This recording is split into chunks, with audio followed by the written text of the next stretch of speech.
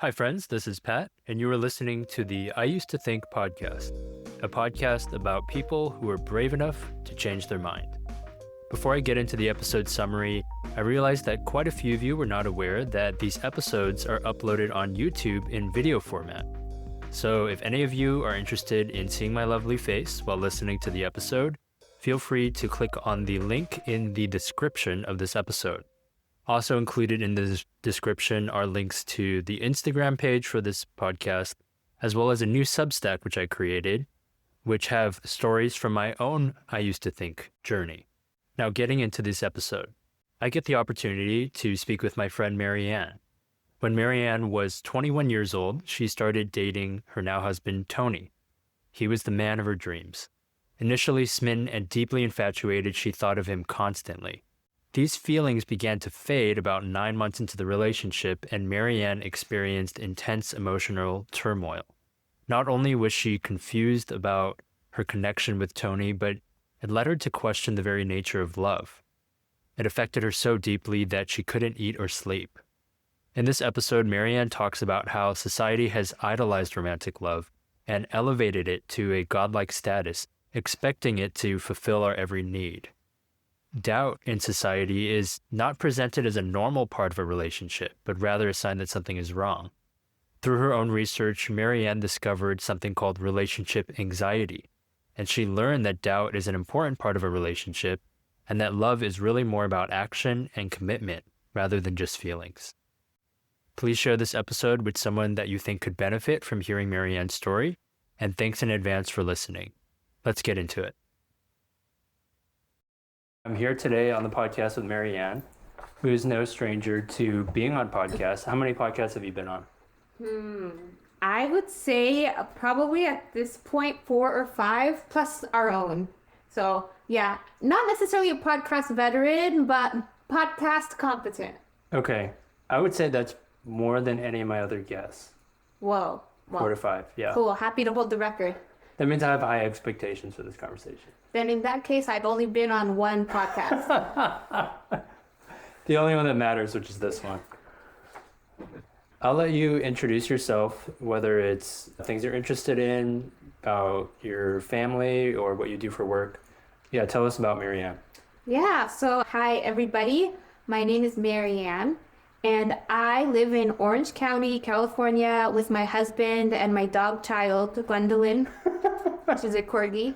And I am in my day job, I own a consulting business for government. I own a community development consultancy, which is Jess, Pat's husband, worked with me for a year. And I am also just a book nerd who loves to read and write. So I actually just published a children's picture book that is coming out, that just got published yesterday for pre-order, and is going to come out officially August 1st. It's called I Came Here For You, and it is a children's picture book about immigration that took me 5 years to make. So I started it in 2020. Yes, if anyone ever has questions about the publishing process, come to me. And so 100% of the profits are going to a local nonprofit here in California. Amazing. For this month. Yeah. I just pre-ordered my copy on Amazon, so I'm excited to get it. It told me I would get it August 1st. Is that it? Yeah, because that's the day it's published officially. Okay. So yeah, tip number 1 for those people interested in writing is pre-order periods are very important for your analytics. Oh, okay. So yeah, that's why we have it there, so you know. You're not self-published, right? You went through a publisher. No, so I am self-published, but because I am so entrepreneurial, really I just ended up creating my own imprint. Called Tender Roots Publishing. Okay. Since publishers help with the selling and the marketing of your book, and that's really what they bring to the table, and I already sell and market for a living as a business owner. So, and then I did it in partnership with a hybrid publishing company that helps with the actual printing and the parts of book publishing that I don't know, like getting your ISBNs, registered with the Congress and whatever all that entails. Okay. And then you have another project that you wanted to bring up. Yes, my friend Demi and I have a podcast called More Magic, and it is a fantasy podcast where we just talk about books, fantasy books that we like, that are popular. So we just finished our first one. It's going to be published soon, about my favorite author, Brandon Sanderson, and his book, Tress of the Emerald Sea. So yeah, just love to read and write, and I'll take any opportunity to do either or. Do you see yourself as an author, as a grant writer, as a podcaster? Especially when people ask you, what do you do? That I always struggle with the what do you do? Right now, being in my 30s, my answer is I just do whatever I want to do. Whatever I feel like.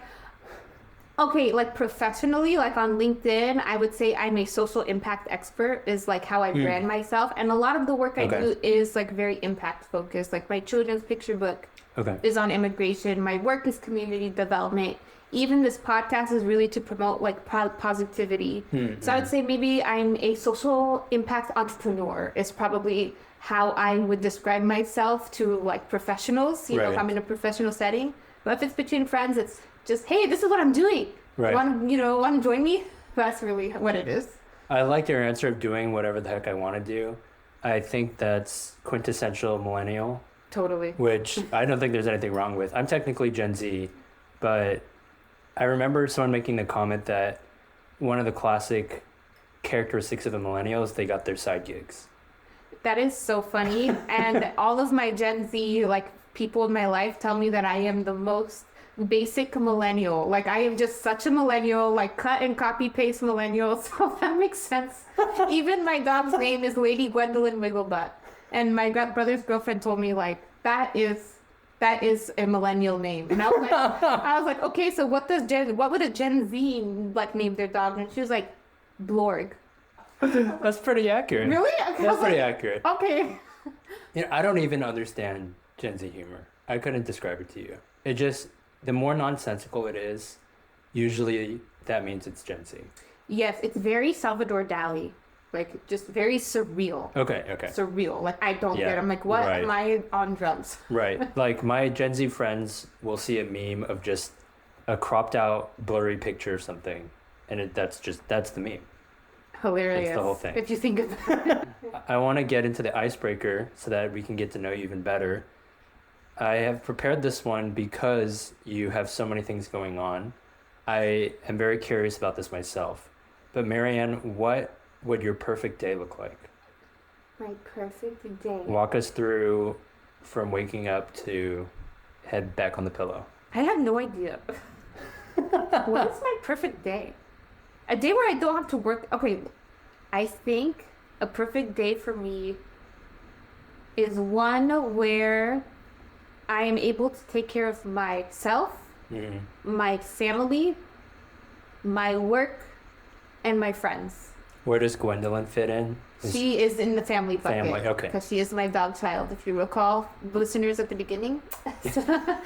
I think Tony and I are what you call dinkwads. Oh, okay. Yeah, dual income, no children with a dog. So. Oh, I haven't heard the with a dog part. Yeah, dinkwads. Okay. We are, I'm sure that's pretty millennial as well. Yeah, of course. Yeah, that was the one thing you take away from today. It's that I am a copy paste millennial. I think for me it would be like spending time with my husband and my dog, talking to my parents and my brothers on the phone, maybe going out to lunch with a friend, getting work done. But I hate, like Pat and I were just talking about this, as a business person and like my skill set as a business, I hate being in the weeds of work, like delivering on a client contract. I thrive in the vision setting part of work. So I would love to have a day where we're like, I'm vision setting with my team, and then they take the vision and they go with it and they do their thing. But like a day where I get to like just ideate would be a perfect work day. Okay. And of course, like health. So, doing my skincare routine, going to the gym, and just being outside. Like, I need the sun. That's why I'm a Californian. So like if a day of my life has been spent outside in the sun, it's been a good day. Okay. So you would include work in your perfect day? Yeah. Okay. But just the kind of work I want to do and nothing else. Okay. Interesting. Yeah, that stands out to me because even for myself, I don't know how much work I would include. I might just say escaping to a lake for a day or something like that. I didn't know that was an option. Well, that's why I kept it open. I'm so programmed that my mind... work just has to, it just has to be a part of that. Yeah. Well, I mean, it was your first answer, right? Yeah. So it came to your head. Yeah, totally. So, cool. Well, I appreciate you entertaining my icebreaker. You had no idea what I was going to throw at you. No. So I feel like that was a nice slow pitch. Yeah, trip me up. I need to think about what a perfect day would be for me for real. I need some time to reflect. Go do it. Yeah. Go have your perfect day. Yeah. Let's get into the episode now. I'm really excited for this topic. Marianne, what did you used to think? All right, Pat. So I used to think that love was a feeling. Now I know that love is an action, and therefore love is a choice. I'm so excited for this. Okay. I know you've put a lot of research into this, but there's also a personal side to this topic for you. Yeah. So if it's okay with you, I would love to start with your story and then sort of like in the second half get into what you've researched, what you've read, and that sort of thing. So just to give some context, I'm married. I've been married for 9 years to the love of my life, from my soulmate, which we'll talk about, Tony. Hi, Tony, if you're listening. I met Tony when I was 20. We started dating when I was 21, and I got married when I was 23. Okay. And so I'm 32 now. No regrets. Hashtag no regrets. But the period of going from basically child to adult, getting married between 21 and 23 was a very intense period. Okay. So I'll tell you why. I was just absolutely, completely, and utterly infatuated with Tony, with my husband, just like utterly infatuated. I remember that I would go to sleep. The last thing I would think about him, like the last thing before I closed my eyes was him, and the first thing I thought of when I woke up was him. So, and he had no idea. My husband, if you guys ever meet him, is like a very chill. People always say that his spirit animal is sloth. Because he's just so, you see it, right? Like he's just a very calm man, very deliberate. Yes. Not at all like the bouncy, crazy person that he married, but you know what they say, those types of people marry each other. But so like I was incredibly infatuated with my friend, who was just my friend at the time. Right. Eventually, I couldn't take it anymore after a year of friendship, and I told him my feelings. Okay. And he was like, "Oh, I like you too." And I was like, "What the heck, man? You didn't tell me." And he's like, "I thought you knew. I thought it was obvious." That's a classic guy response, and I'm guilty of that. Did Jess do the same thing? It was pretty much the same between us. That is hilarious. Although I asked her out. Okay. So she didn't profess. Okay. I was like, I can't take it anymore. If I need to know, because otherwise I can't be friends with him anymore. Sure, yeah. Like, I'm addicted to him. Right. Addicted to him. And I have to separate myself from him if he doesn't like me. So I told him. Yeah. And so we went on our first date that night. And then we dated. And it was amazing. And I remember downloading all of these pictures on my phone of like how I felt. Like, love is a love that is more than love. You know, those types of quotes like perfect love casts out fear. Whatever his soul is made out of, his and mine are the same. I remember those types of quotes because I was just like, oh my God, this man is the answer to my dreams. Okay, this is where the story gets a little weird. It went that way for about 9 months of pure bliss, of like me basically being addicted, and I finally got my fill. Like I'm finally getting my fill. Then I remember like 9 months, also pregnancy almost, okay, like birth. I thought, sorry, for a second my brain was like, you guys became No, like the amount of time it takes to give birth, which sure. I think is really symbolic and metaphorical. Okay. I remember yes, exactly. I was looking at him and I was like, I realized I stopped having that feeling that I got when I was with him. Okay. And I remember making eye contact with him. He was dropping me off at the car, and I remember thinking, I don't know if I love this guy anymore. And that thought caused such a tumultuousness in my belly that I had like a mental breakdown that lasted 6 months. What? Yeah, this is weird. It's weird. What happened to me was weird. But as I started speaking to people, I realized that people actually kind of go through what I threw. Not so intense, like not such a high and a low, but people actually a lot of people go through what I go through. And so that's why I share my stories, just in case there's anyone who's, oh my God, this is normal. I thought I was crazy. Because I remember being like, not really understanding myself. I was a child who was not that self-aware. And I remember like Googling like, every time I think of my boyfriend, my stomach hurts. Like, I didn't know what was happening. Yeah. And I remember I kind of had to stop talking to Tony. And really what was happening was a mental battle that was because so stressful, it was taking a physical toll on me. I lost 10 pounds in 2 weeks. I stopped eating. I remember laying in bed because I was confused. And here's what was happening. It was an extreme cognitive dissonance that was taking that physical toll on me because I stopped feeling love for Tony. And my idea of love was centered on a foundation that love is a feeling.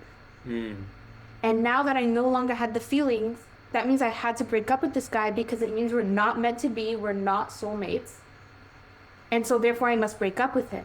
Okay. But the idea of breaking up with him was as bad, was awful.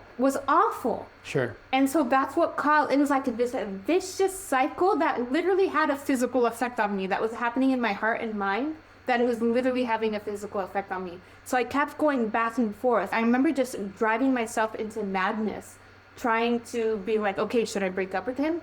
Because it's for his own good. And because I've let this guy on for a year. And then I'm like, no, because, and then I would try to make myself have feelings for him. Okay, just think about him. Like, do you feel love? No, actually, I feel nausea. Like, I feel nausea because, and like I later learned, it's like trying to make yourself feel ticklish. Like, you can't tickle yourself. Right. You can't make yourself feel love. Like, it's as lost the cause as you trying to tickle yourself. I want to know what Tony's going through during this time from what you remember. Poor Tony. He was very confused as I was. He was like, this girl's obsessed with me, and then now all of a sudden she gets sick when she thinks of me, because I was like very honest with him, which I think shows the strength of him as a person and the strength of our relationship. Is I told him, and he was confused and scared. Oh my God, just thinking about it makes me like have so much compassion on that young boy, because we were both kids. But he stuck with me, and we'll find out what's wrong with you. We'll understand. We'll figure it out together. Yeah. But I remember he would get so, like, I remember I would hate myself because I would talk to him on the phone, laying in bed, and he would be upset that I didn't eat that day.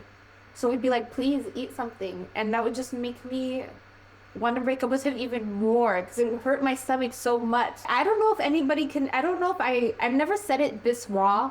So I don't know if I can really explain the depths of what I was feeling. Right. But him showing compassion for me hurt me more because he doesn't deserve this. He doesn't deserve me. Therefore, I must break up with him, right? Because he deserves someone better. But I don't want to break up with him, but I do want to break up with him, and thus the cycle continues. Okay. So basically, if I were to explain it, it's because in my mind, love is a feeling. Love is butterflies. Once I stopped, and so to me, our love story made sense up until I had that thought. Because I had the butterflies, I was obsessed with him, I was infatuated with him. By the way, he was my first boyfriend. I am one of those few people who ended up marrying her very first boyfriend, which I find, so did my mom. So I think there's just something about her family. It's genetic. Yeah, it's genetic, like something like to it. But I'm like, okay, this makes sense. Like, the love story makes sense. It matches the movies. Yeah. Like, my love story matches the movies. So what happens when my love story stops matching the movies? Like, now I doubt. And in our culture, doubt means don't. I'll just, like, real quick fast forward. I remember, like, last month I was on Instagram, which I try not to go on social media, and I especially try not to go into the black hole of social media, but on this particular day I did. And it was, like, on their threads, their competition to Twitter. Yes, yeah. And I remember this guy, like, posted this thread where he was like, I've been dating this girl for 5 years, and I want to propose to her, but I'm not so sure because I feel like our relationship isn't passionate, and I love her, but I'm not in love with her. And what should I do? And I remember all of the comments being like, please don't marry her. Please don't marry her. May this love never find me. Like, they were like, almost all of the comments were like, love, like, you don't love her and you are abusing her by staying with her. Oh, I see. And if I was 20 years old, I would have done the same exact thing, called him a monster and myself wise. If I was 20 years old. Right. I realize, like, what I have much more wisdom now, so through the fire, like through the trials and the fires that I went through of what love is, which is like what we'll get to. But so going back, so really like I was like these people. To me, love was butterflies. It should make your skin on fire and should have passion. And that's the foundation of love, is what I thought. And so because these things had disappeared, now I don't love him anymore and I'm confused. Okay, so I didn't know any of this at the time. I just know that my stomach hurts every time I think about him, which just shows how little my knowledge of self was at the time.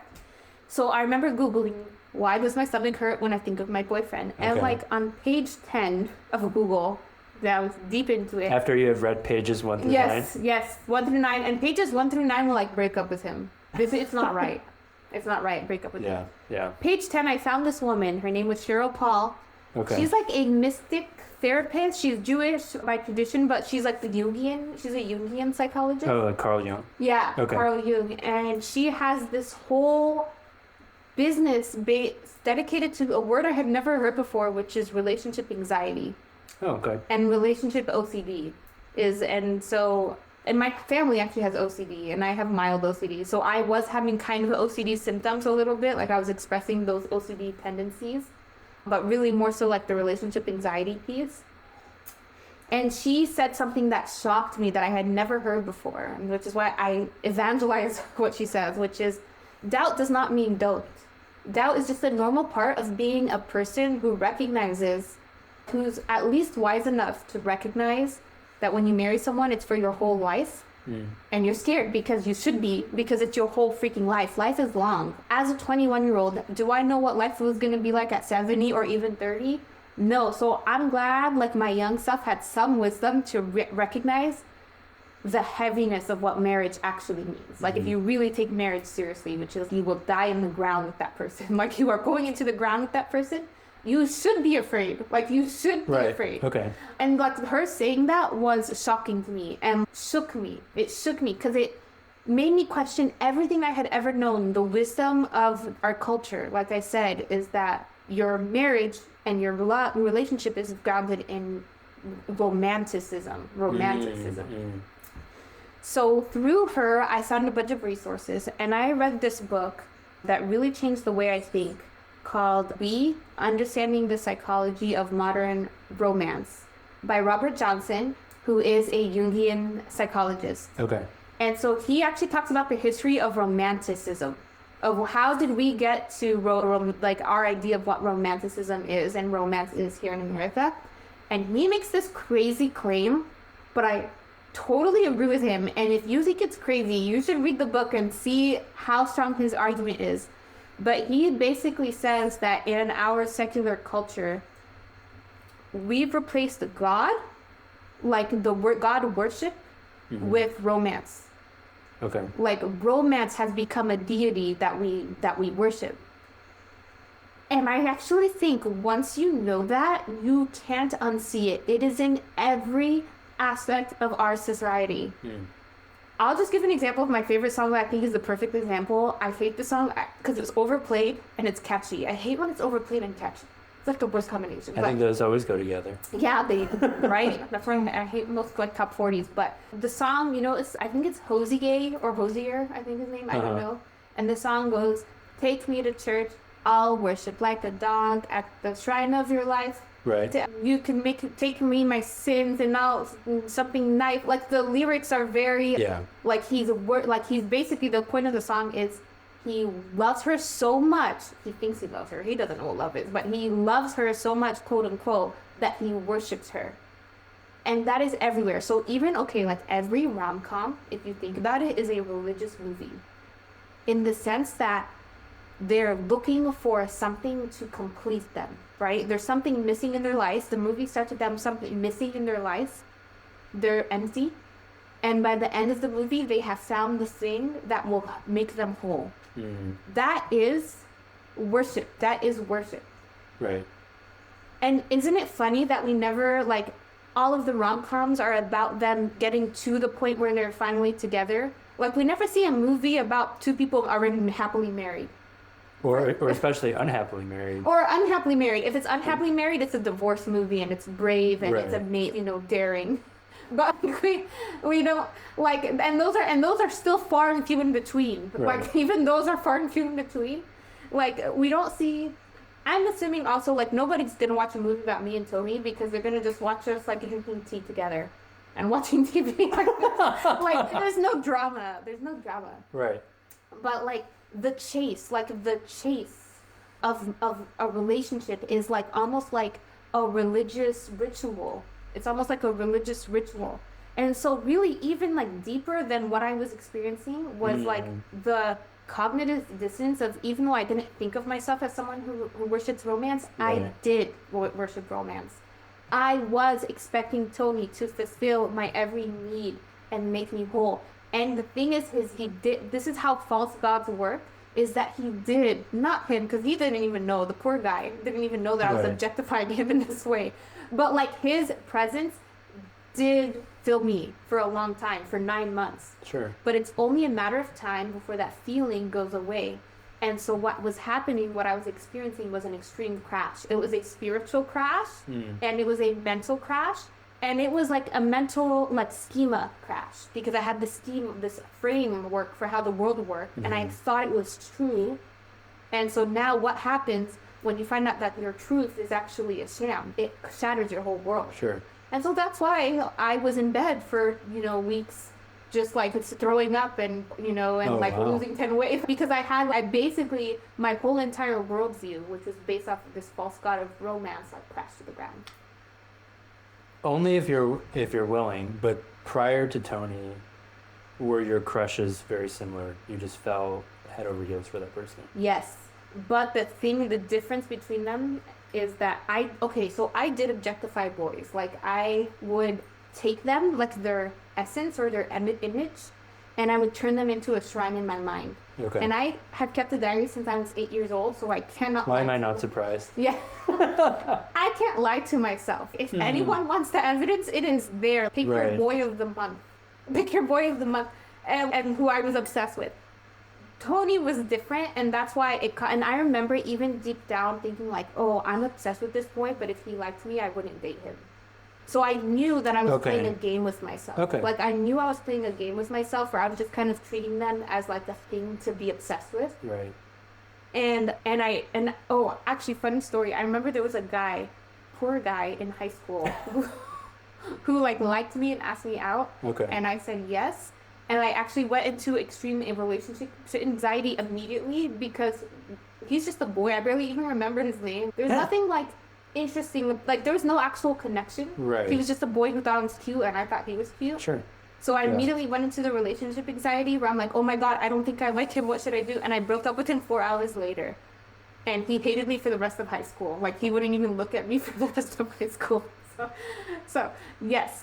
I have always done that. The difference is that with Tony, there was an actual real connection. Like, he was my best friend. And that's why I was so confused. If that connection wasn't there, I would have broken up with him and it would have been a horrible thing. But that's why I was so confused, is because I was like, this guy is my best friend. He's like the man of my dreams. Why don't I love him? Why can't I feel the feelings that I'm supposed to have for him if he's literally perfect? So you said 6 months. Yeah. So then... Obviously, you found, what was her name, Paula? Cheryl Paul. Oh, Cheryl Paul. Yeah. So you found Cheryl Paul during that time. Okay, what happened then, post 6 months? So basically, like, for a good solid year, maybe even 2 years, I had to completely deconstruct my view of everything.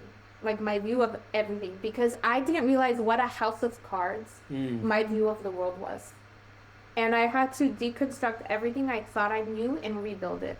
A lot of it was spiritual stuff. Like I feel like I had a spiritual awakening. So I'm really like, and I remember Cheryl Paul saying this like in her classes, and I was like, that'll never happen to me, but she was so right. She said, one day you'll be thankful that you went through this. And I was like, nah, this is like awful. There's no way. But I'm so glad it happened to me. Went through the infatuation. And the crash. Okay. Like the crash and the like trauma of like love, or what I thought was love. And so I had to deconstruct everything, and it was a spiritual awakening of what it means to be human. I feel like there's a period of Marianne before and Marianne after. The Marianne before was a child who had no self-awareness, couldn't even articulate really like who she was. She's like a child, you know, like children don't have that much self-awareness. The ones that do are like amazing. They're precocious. And then like after this happened, I feel like I became more self-aware. And I had to completely rebuild my idea of love. I'm so grateful. It's so weird because my parents have been happily married for 30-something years, and my mom was like confused. Why you were going through that? Yeah, because she was like, duh. Oh, I gotta love mothers. Yeah, like she, like the lessons that I was learning in the very hard way, she already knew. So I'm like, why did I use my parents as an example? And instead I like look to romantic comedies and like culture. When also like my controversial belief is that our cultural worship of romance has completely destabilized marriage. Like, I think a lot of people blame different reasons for why marriage is in shambles in America. I think it's because of this. Because I'll give you an example. This woman, I consider her, she does her best, but like I've never said this publicly because I don't like to insult people who are brave enough to put their thoughts out online. But she's famous enough, and she's never going to hear about this. But you know the woman who wrote Eat, Pray, Love? I don't know who she is. Her name is Elizabeth Gilbert. Okay. And she wrote a book that is very triggering to a lot of people who are like me, but it's called Eat, Pray, Love. Okay. And in it, it's her real life account. And she wrote a book about how she was married, happy, but not that happy.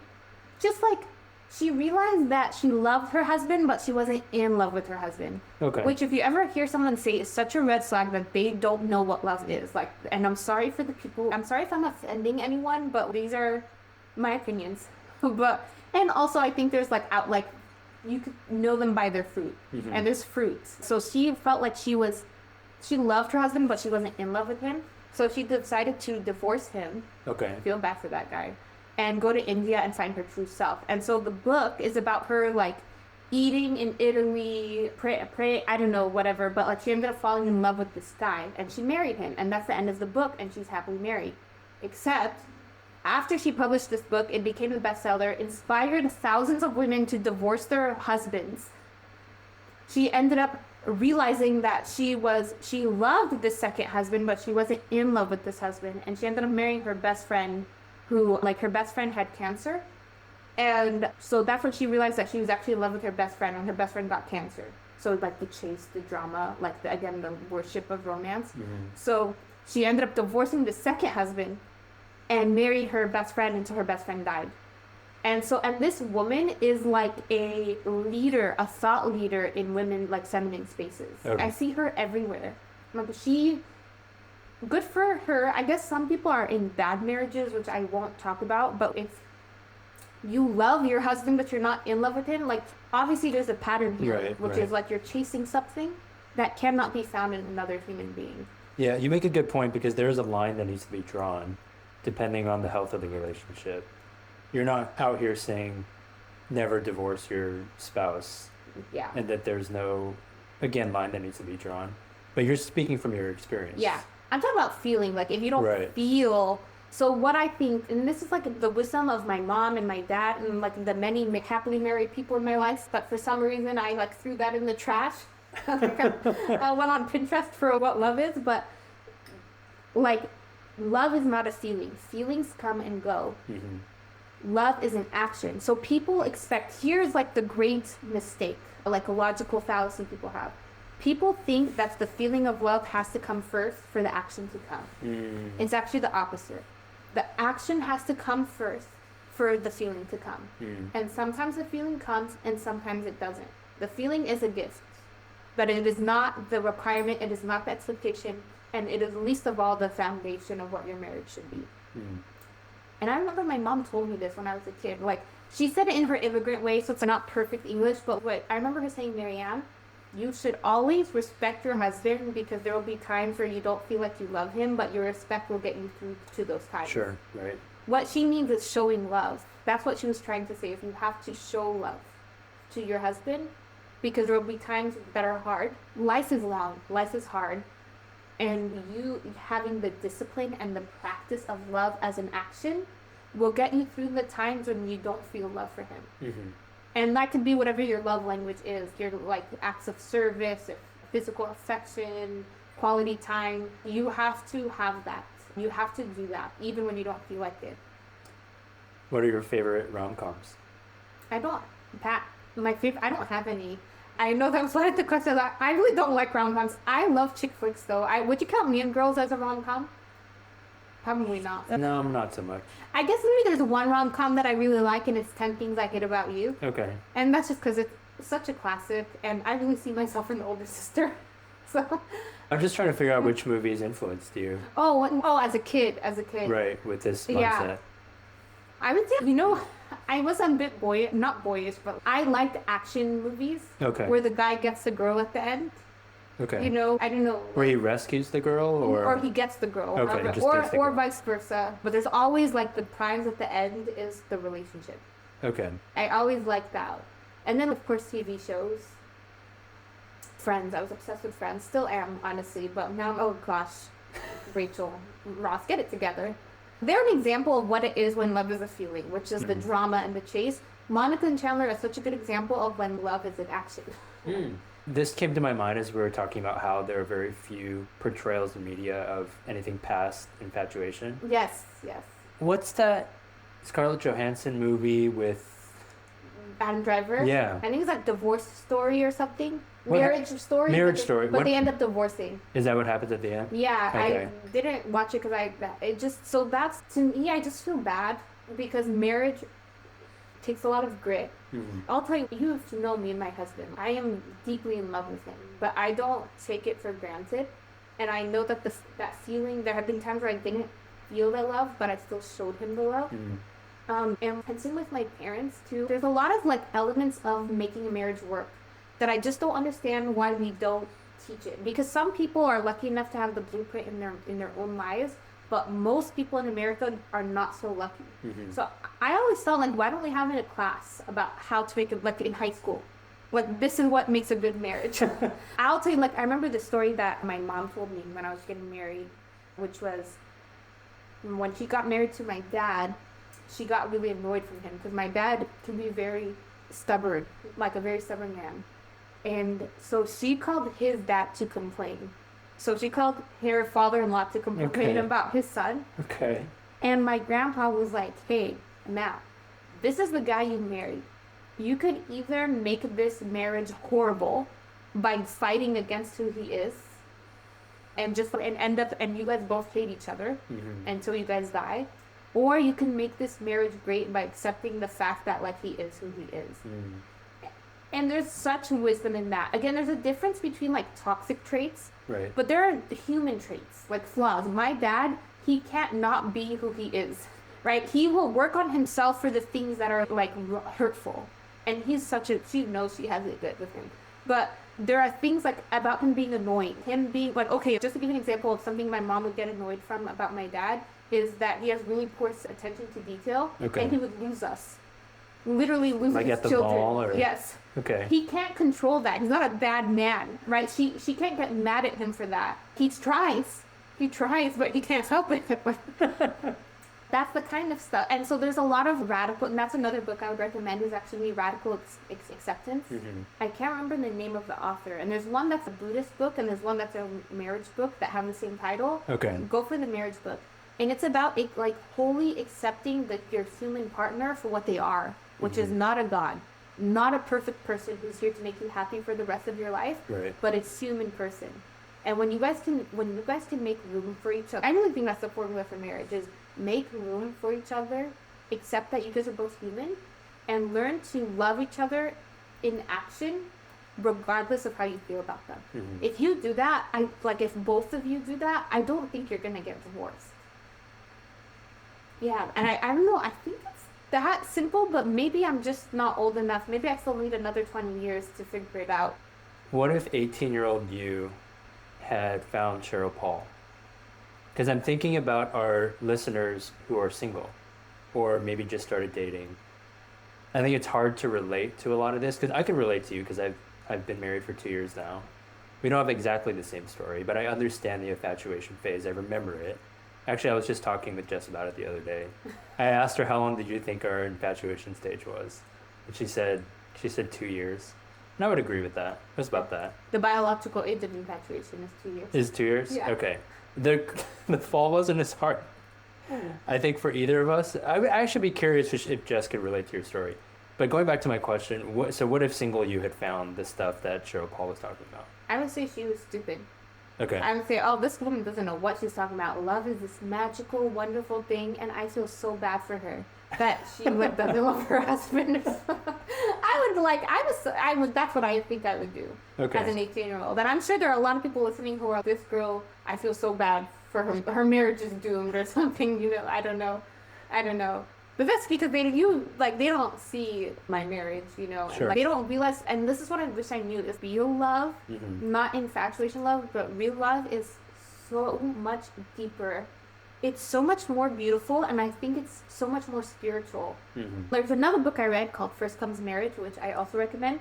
But she actually she interviews a lot of couples who've been married for 50, 60, 70 years, and a lot of them will say it's like you become one person. And so that's what I think is just so tragic about romance, is us worshiping romance, is everybody wants that. Everybody wants to be one with their partner. But the way they do it is such a corruption and the subversion that what they end up getting is the exact opposite of what they want, which is divorce and misery and jumping from one relationship to the other and looking for it. Right. It's tragic. Is there such a thing as good romance? Because, so I like what you said earlier, that it's a gift, that the infatuation stage, whether it comes or not, is a gift and part of the relationship. So what role should romance, and when I say romance, I mean rather than what you're referring to as real love or deep love, what role does it play? I think it plays an important part. I still am very romantic with my husband. My dad says I have a very romantic personality. So, I'm very oh, daddy, oh, Tony, oh, mama, I'm not very cuddly. I have a very cuddly personality. Okay. I think romance is really important, and it's something that you have to, romance, again, I see it as an action. It's something you have to work on. You have to deliberately do, or else you guys can lose yourselves in life, right? You always hear about the parents who don't make time for each other. I think romance is an action you should take, almost as a way to stoke the fire of your marriage over time. Okay. Yeah. So for context, you and I met at a Christian community group. So you and I identify as Christian. I think you're using a lot of spiritual language. The Hosier lyrics, that's interesting, because as you were quoting them, it sounded like a sacrifice on an altar. Yeah, right? The way he was describing it. And then, listeners can correct me, but that song was, I believe, written as a critique to the Catholic Church regarding their stance on homosexuality. I did not catch a whiff of that. I did not. Wow, I didn't see that. I thought he's just in love with this girl and he's going to kill himself for her. It's like a human sacrifice. He loves her so much that he worships at her and he'll kill himself at her altar or something. That's what I thought. That's how I read it. Yeah, I mean, that makes sense that you interpreted it that way. I looked up the Wikipedia article, I remember now, in preparation for our conversation. But going to the spiritual language, I guess there's a part of me that, because we're post-Enlightenment, right? We're rational, post-Enlightenment Americans now. So we think. Sure. Yeah. Right. Yeah. You take this with a tone of irony. Yeah. And we don't believe that the rains come because we sinned, or the rains don't come because we sinned, and the rains. Yeah. The weather is affected by our actions and things like that. Yeah. So. Which is kind of ironic because it totally is. Oh, when you talk about climate change. Yeah, it totally is. So it's actually who has the last laugh. You're just shooting down all my metaphors. No, I'm sorry. Yeah, I'm sorry. I guess for a non-religious, right, America now. So what does that look like to pursue real love? I mean, should people think of it as I need to stop worshiping it, or how does that work for the average person? Okay, I think that's such a good question, Pat. I don't know if I have the answer, but what I do know is look at the fruits of the things you believe in. And by the way, very, very valid criticisms of Christianity if we're going to talk about fruit. So I'm not saying be Christian. Sure. But I'm like, if I'm not trying to evangelize them, but look at the fruits of what you believe in. Even within a religion, look at the subsets of that religion. Right, so I think there's a lot of fruits to be had within Christianity that I ascribe to, and I don't really ascribe to other beliefs in Christianity that I think has rotten fruit. Mm-hmm. So same with love. Look at the fruit of our culture and our culture's view on love. Do you think America has a love problem? People blame a lot of things, and I think this all may be partially true. But do you really think it's just feminism is the thing that caused all of these divorces to happen? Are you sure? Or just poverty? If like rich people are getting divorced? Mm-hmm. That's a good point. Yeah, let's like go deeper. Mm-hmm. Go deeper. And then ask yourself, and that's what the danger of a false god is that it's usually very like sexy on the top, at the top. Right. Like the golden bowl is way sexier, right, than praying at a temple for 8 hours a day or whatever it is they do. Oh, okay. Like, it's sexier. So, but the thing is, the crash is always really hard. Mm-hmm. So I'm not here to tell anyone what to do, but look at what you want out of life, and look at the people who are doing, what are they doing to get there, and just follow them. Mm-hmm. I don't want you to have to put anyone you know on the spot, but I guess so more generally, do you see things getting better, like the people around you, your generation, your community? I mean, I know divorce rates are really high. So I have a lot of friends who had divorced parents, and divorce will always be around. But I'm just wondering if you see a shift in the narrative or anything that sort. Yeah, I don't know. I always, in my mind, I'm like, wow, people are so educated and nobody divorces anymore, and like people are so smart. And the world is going in such a good direction, but it's just because all of my friends, because I'm just paying attention to my friends who are happily married. Like, we all kind of are the same. Even my non-religious friends, they practice self-sacrifice in their marriage, and they have a good marriage together. They are educated, they care about the world. So I don't know. I know statistically millennials have the lowest rate of divorce, which is cool. Yeah, so take that, boomers. But we have some of the lowest rates of marriage. So really what you could say is the people who like the people who are getting married. And I will say almost all of my girlfriends who got married went through what I went through in some capacity. And I'm so glad that I got married so early because I was able to be there for all of them. That's beautiful. And yeah, it's because, but also all my girlfriends are like smart girls who take marriage seriously. So of course they were gonna be afraid to walk this cliff into the unknown. Like, of course they are. They're smart. Right. So yeah, I don't know. I guess, what do you think? I mean, based on that statistic, what I'm interpreting is it just sounds like more recent generations are more cautious about marriage because of the ones who are cynical about marriage just aren't getting married in the first place. Exactly. So it kind of like, even though divorce rates are lower, marriage rates are lower. Yeah. Like the people who are getting married are the people who are in it for the long haul. I don't know if this is necessarily a good thing or a bad thing, because I'm like, sometimes, I guess for some people, I do have some friends who are single and they plan on staying single. Okay. And they're happy, and I'm happy for them. But I have some friends who want to be married, but they can't get over that hump, like these cultural humps that they have. And so they have a really hard time. And yeah, it's hard.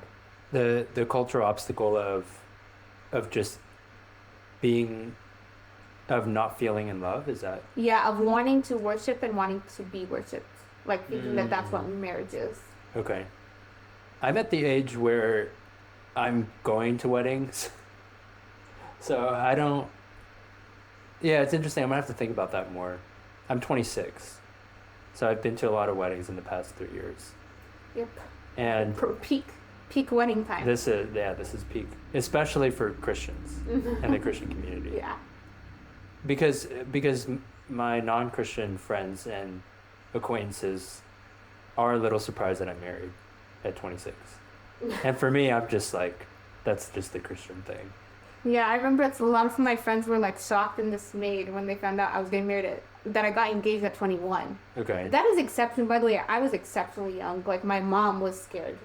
So she's, wait, you never even dated anyone and now you're bringing this guy home? And I was like, yeah, well, you did it. You did that. So, but Yeah, I got married a little too young, I think, but it worked out for me. But a lot of people will be like, oh, does that mean I could get married at 23? And I'm like, no. It's not. Just because I got married at 23 and it worked out doesn't mean that, like, unless you do the work. But if you are just like bright-eyed and, oh, it's going to be amazing and it's my happily ever after, no, wait. Do the work first and then we'll talk. So you're saying we would have waited?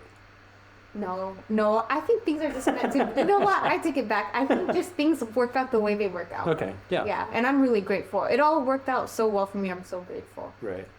That story about the Eat, Pray, Love lady, I didn't know that. I heard about, there's a movie, right? Yeah. So I heard about the movie. Jennifer, what's her name? Julia Roberts. Okay. Yeah. Well, I mean, that's a big name. Yeah. And I have so many thoughts, but I'm just curious, have you critiqued then, like, this kind of modern version of feminism where the goal is just to find this, like, freedom? That's a good question, because I, like, Pat, I am a feminist, but I kind of just curate whatever, just like my work, I do whatever the hell I want. I kind of curate, like, the people that I like. And there's actually this feminist scholar, she wrote a book called Burnout about, like, women in stress, getting stressed out until they burn out. Mm-hmm. And she talks about how in a lot, this is not my marriage, but in a lot of other marriages, there's always givers and takers. And so women are givers who give and give and give, and the men might be, were socialized to be takers, who expect the woman kind of to be, like, he's the main character and the wife is here to support him. Right. And so if you're a giver married to a taker, you give and give and give until you can't, and they take and take and take until you can't give anymore and you burn out. Mm-hmm. And I think pop feminism would say, okay, then you be a taker. Right. Like, why should you give? Be a taker. Yeah. If they're taking, you take. If they're sleeping with everyone, you sleep with everyone. If they're, like, doing this, you should do this. And, like, right. But what this book argues is that actually everyone should be a giver. Mm. And that is what I think, is everyone should be a giver. So rather than the woman changing herself to be as free as a man and sleep with whoever she wants, or like whatever, people can do whatever the hell they want, I don't care. But for me personally, and people who are like me, sure, who don't want to sleep with a million people and just want to be married to one person, make sure you marry someone who's also a giver, is the advice I would give. And or both of you guys should, I think it's a bit reductionist to say women are givers, men are takers. That's like a critique I'll have on the book, because I think in truth we're all a little bit of both. But really we should all work to be givers. That is something we should challenge ourselves to be. If we were a society of givers, then we wouldn't have no problems. Unfortunately, we are all a little bit of takers, and so we have a lot of problems. How has your relationship with Tony evolved over time? Obviously, he was strong enough to survive your deluge of freakouts. And then, you guys got married how long after you were dating? So we dated for 1 year. Okay. Got engaged. So while I was in the middle of this, we got engaged. But as I was picking up the pieces, we got engaged. So he wasn't freaked out enough to not propose?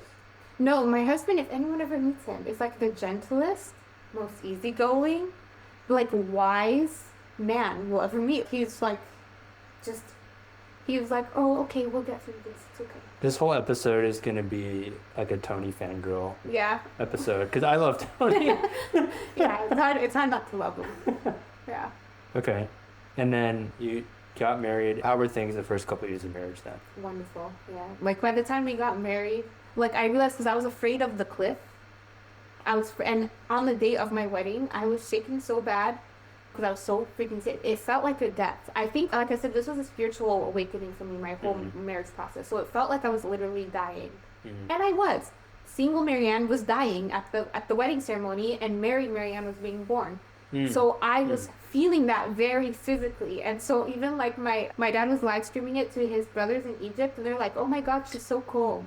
Because they could see me shaking. But I was actually shaking from the fear. Wow. But once I jumped off the cliff, everything broke. I stopped being afraid, because I'm dead now. Like, that, she's dead.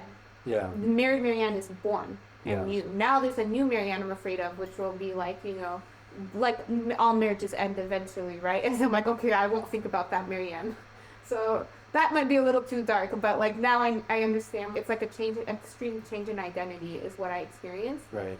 And so, but yeah, once I got married, life was beautiful, and I'm so grateful for him. He is my soulmate, and to me, soulmates is something that gets built. It's not something that's found. And so every year we build a little bit more. And I can see when they say you and him become one. Like every year, I see it a little bit more, and like my love for him gets deeper. My understanding of him as a human gets deeper. And the really paradoxical thing is, the more I see him as a human, the more I actually love him, as opposed to when I loved him as an image, as an object of my worship. Like I love him more now.